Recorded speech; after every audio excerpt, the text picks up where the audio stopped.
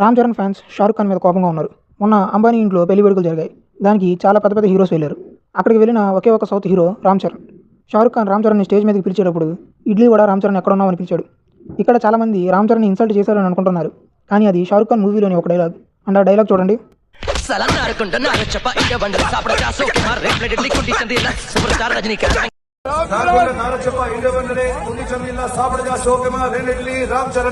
So అక్కడ రజనీకాంత్ గారి name ప్లేస్లో రామ్ చరణ్ నేమ్ని చెప్పాడు.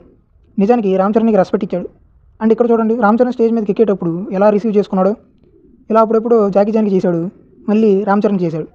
చాలామంది రామ్ చరణ్ ఫేస్లో హ్యాపీనెస్ లేదు అంటున్నారు. దానికి మల్టిపుల్ రీజన్స్ ఉండొచ్చు. ఏమో శంకర్ ఇంకా షూటింగ్ కంప్లీట్ చేయలేదు అని అనుకుంటూ ఉండవచ్చు. రామ్ చరణ్ అండ్ షారుఖ్ ఖాన్ ఇద్దరు బెస్ట్ ఫ్రెండ్స్. రామ్ చరణ్ ఫ్యాన్స్కి దీన్ని షేర్ చేయండి. సబ్స్క్రైబ్ బటన్ ఫ్రీ అనండి. సబ్స్క్రైబ్ చేసుకోండి. టాలీవుడ్ అప్డేట్స్ అన్ని మీ దగ్గరికి తెచ్చేస్తా.